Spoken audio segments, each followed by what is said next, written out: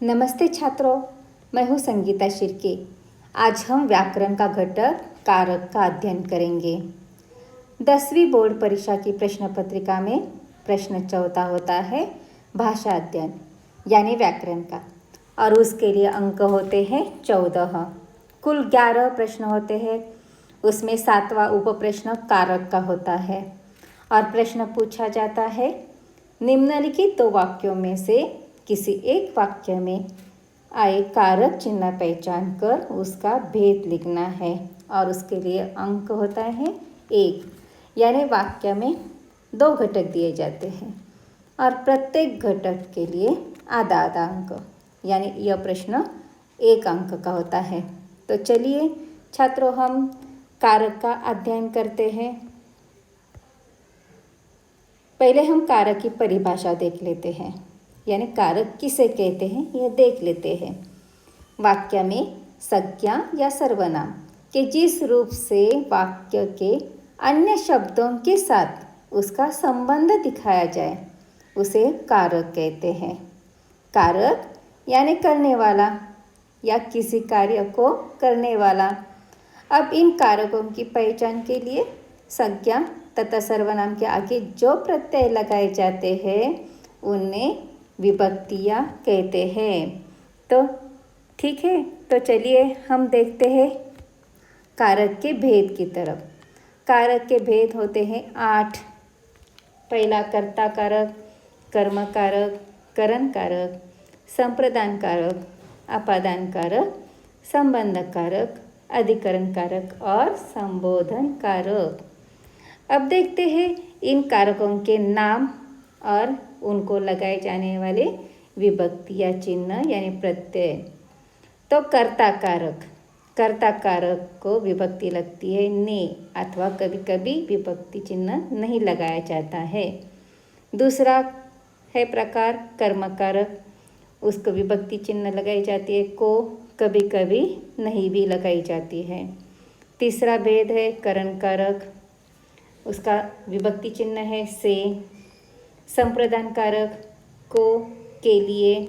अपादान कारक, यहाँ पर भी विभक्ति चिन्ह से है, लेकिन यहाँ पर ध्यान में रखना है कि अपादान कारक में यह अलग होने का बोध होता है और करण कारक में साधन यानी साहित्य का बोध होता है। दोनों में करण और अपादान कारक में से ही विभक्ति लगती है, लेकिन अर्थ अलग अलग है। छठा है संबंध कारक, का, की, के। अधिकरण कारक में और पर, और संबंध कारक में विभक्ति चिन्ह लगाई जाती है हे, अजी, अरे, वाह। तो देखते हैं कारक के 8 भेदों की जानकारी हम लेते हैं। पहला है कर्ता कारक। यहाँ पर हमने विभक्ति चिन्ह देख लिया। यहाँ पर कभी कभी कर्ता कारक को विभक्ति नहीं लगती है और यहाँ पर हमेशा की तरह ने विभक्ति लगती है। तो हम पहले कर्ता कारक की जानकारी लेते हैं। संज्ञा या सर्वनाम के जिस रूप से क्रिया यानी कार्य करने वाले का बोध होता है उसे कर्ता कारक कहते हैं, यानी क्रिया को करने वाला। ठीक है, अब इसकी विभक्ति ने है, तो हम उदाहरण लेकर समझ लेते हैं। पहला उदाहरण लेते हैं, रहमान ने गाय को मारा, लक्ष्मी ने चारा खा लिया, मनोहर खेलता है। इन 3 वाक्यों में हमें क्या दिखाई देता है? तो क्रिया को करने वाला, यानी क्रिया कौन कर रहा है? गाय को मारने की क्रिया कौन कर रहा है? रहमान। चारा खाने की क्रिया कौन कर रहा है? लक्ष्मी। और खेलता कौन है? तो मनोहर। तो यहाँ पर जो क्रिया करता है उसे ने विभक्ति लगती है और यही होता है कर्ता कारक। यही कर्ता कारक की पहचान है। तो दूसरा प्रकार हम देख लेते हैं, कर्म कारक। यहाँ पर विभक्ति चिन्ह है, कभी कभी यहाँ पर कर्म कारक को विभक्ति नहीं लगती है और हमेशा की तरफ यहाँ पर को विभक्ति चिन्ह लगाया जाता है। तो किस प्रकार देखिए, जिस व्यक्ति या वस्तु पर क्रिया यानी कार्य का प्रभाव पड़ता है उसे हम कर्म कारक कहते हैं। ध्यान में रखना है, कार्य का प्रभाव पड़ने की क्रिया, कार्य का फल किस पर पड़ता है, यह पर पड़ने की क्रिया को कर्म कारक कहते हैं। यानी इसकी विभक्ति है को। ठीक है, तो हम उदाहरण लेकर समझ लेते हैं। पहला उदाहरण लेते हैं, काकी पुड़िया देखकर प्रसन्न हो गई। मानू ने सिरचन को पान दिया। हमने बाबूजी के निजी सचिव को बुलाया। तो यहाँ पर देखिए फल किस पर पड़ा है। तो पुड़िया देखकर काकी ने पुड़िया दी है, ठीक है, और पुड़िया देखकर प्रसन्न हो गई है। तो क्या देखकर काकी प्रसन्न हो गई? पुड़िया। मानू ने सिरचन को पान दिया। क्या दिया है? पान दिया है। और किसको दिया है? सिरचन को, ठीक है। और हमने बाबूजी के निजी सचिव को बुलाया। किसको बुलाया है? सचिव को। तो फल किस पर पड़ा है? तो पुड़िया, सिरचन और सचिव, इन पर ये फल पड़ा है। यहाँ पर देखिए को विभक्ति आई है, यानी यह हुई कर्म कारक, ठीक है। और एक बात ध्यान में रखना है कि यहाँ पर कर्ता, कर्म और क्रिया आ जाती है। कर्म को विभक्ति लगती है, ये सीधी पहचान है, और इसलिए ये हुई कर्म कारक। अब चलो देखते हैं तीसरा भेद होता है करण कारक। इसकी विभक्ति है से। तो संज्ञा या जो रूप क्रिया या कार्य का साधन हो, संज्ञा का जो रूप क्रिया या कार्य का साधन हो या जिसकी सहायता से कार्य हो, उसे करण कारक कहते हैं। और इसकी विभक्ति है से अथवा द्वारा।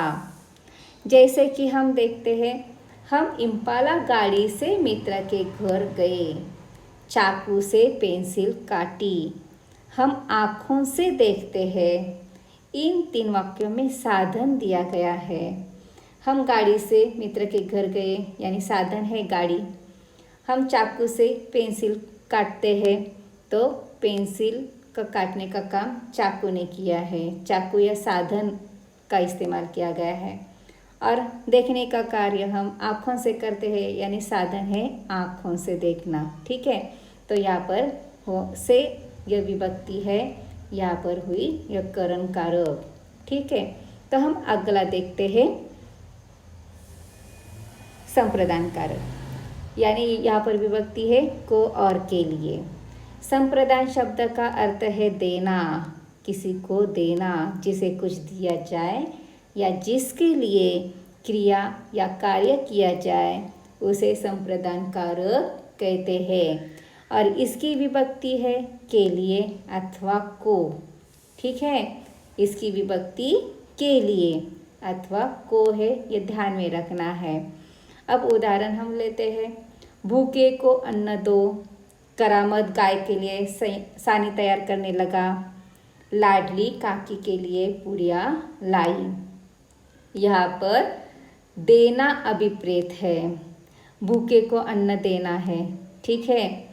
और करामत वाली गाय के लिए क्या करता है? सानी तैयार करने लगता है। लाडली ने काकी के लिए क्या लाई? पुड़िया लाई।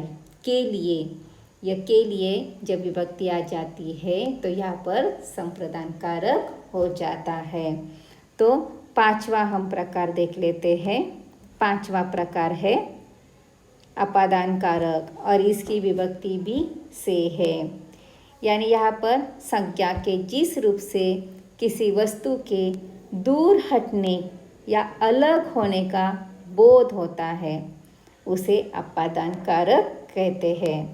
यानी यहाँ पर तुलना या पृथक होने का बोध बताया जाता है, और इस कारक की विभक्ति है से। अब हम उदाहरण लेते हैं। इंदौर से हम गोवा गए। गौशाला घर से 2 किलोमीटर दूर है। गंगा गंगोत्री से निकलती है। यानी यहाँ पर देखिए पृथक अलग होने का यहाँ पर बोध किया गया है। इंदौर यह स्थान है, इससे हम कहाँ पर गए? इंदौर छोड़कर हम गोवा गए। गौशाला घर से 2 किलोमीटर दूरी पर है, ठीक है। और गंगा गंगोत्री से निकलती है, गंगोत्री से वह अलग हो जाती है, ठीक है।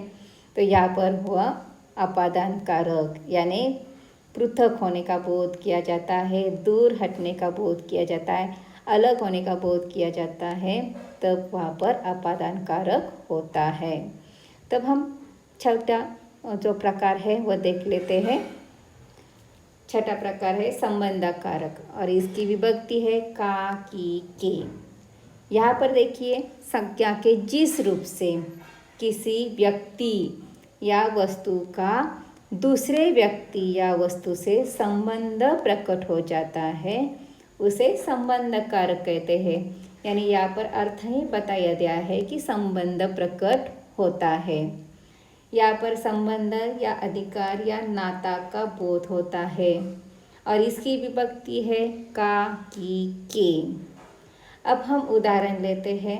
लक्ष्मी ज्ञान सिंह की निशानी थी। मानू का दूल्हा इधर आ रहा है। नेत्रहीनों के चमत्कार हमने बहुत देखे हैं। तो यहाँ पर संबंध बताया गया है। ज्ञान सिंह की निशानी कौन है? लक्ष्मी। मानू और दूल्हे का संबंध बताया गया है और तीसरे वाक्य में नेत्रहीन इनके चमत्कार के बारे में यहाँ पर संबंध बताया गया है। तो जहाँ पर संबंध बताया जाता है वहाँ पर संबंध कारक हो जाता है। अब हम सातवां प्रकार देख लेते हैं। सातवां प्रकार है अधिकरण कारक और यहाँ पर विभक्ति है में और पर। अर्थ देख लेते हैं।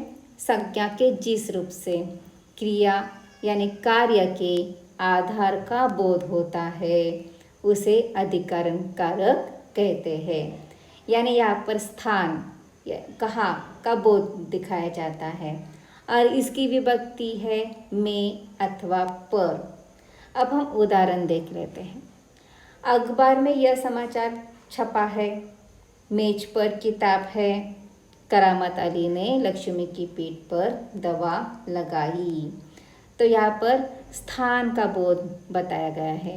समाचार पत्र छपा है किसमें? अखबार में, ठीक है। किताब कहाँ पर है? मेज पर है और लक्ष्मी की पीठ पर दवा लगाई है। तो कहाँ पर लगाई है दवा? पीठ पर लगाई है। तो यह पर और में यहाँ पर यह दिखाया जाता है तो क्या हो जाता है? अधिकरण कारक। वाक्य में जब में और पर आ जाता है विभक्ति तब अधिकरण कारक बन जाता है। अब आठवां प्रकार हम देख लेते हैं। आठवां प्रकार है संबोधन कारक और इसकी विभक्ति है हे, अजी, अरे, वाह। यहाँ पर अर्थ हम देख लेते हैं। संज्ञा के जिस रूप से किसी को पुकारा जाए अथवा चेतावनी दी जाए उसे संबोधन कारक कहते हैं और इसकी विभक्ति है अरे, हे, अजी, वाह आदि। ये सब विस्मयादिबोधक ही अव्यय होते हैं। ध्यान में रखना है, ये सब विस्मयादिबोधक अव्यय होते हैं और इनका प्रयोग संज्ञा के पूर्व किया जाता है। ये बहुत महत्वपूर्ण बात है कि संज्ञा के पूर्व ये विभक्ति आ जाती है। अब हम उदाहरण हम लेते हैं। अरे लड़के इधर आ। हे ईश्वर मुझे शक्ति दो। वाह तुमने तो कमाल कर दिया। अब यहाँ पर तीनों वाक्यों में अरे, हे, वाह ये विस्मयादिबोधक अव्यय आए हैं और इनका प्रयोग भी संज्ञा के पूर्व ही किया गया है। तो इस प्रकार के विस्मयादिबोधक अव्यय को संबंध कारक कहा गया है।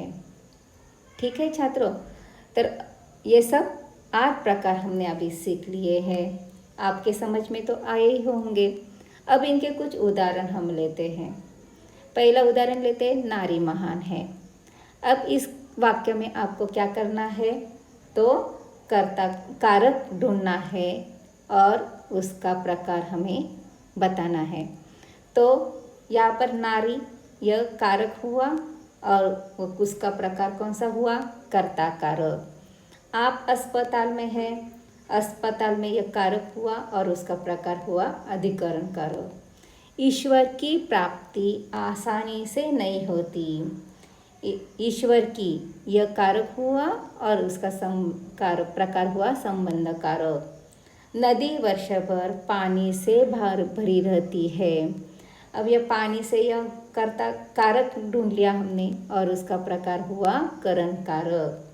चाची अपने कमरे से निकल गई। कमरे से यह कारक हुआ और उसका प्रकार हुआ अपादान कारक। धन कमाने के लिए अनेक व्यवसाय चल रहे हैं के लिए और इसका कारक प्रकार है संप्रदान कारक। भारती जी ने लिखना शुरू किया, ने कारक हुआ और उसका प्रकार हुआ कर्ता कारक। इस प्रकार आपको बोर्ड परीक्षा में वाक्य में आ जाएंगे और 2 उसके घटक आपको दिए जाएंगे ढूंढने के लिए और तो एक घटक को यानी कारक पहचानना उसके लिए आधा अंक है और उसका भेद लिखने के लिए आधा अंक है। यह आपको ध्यान में रखना है।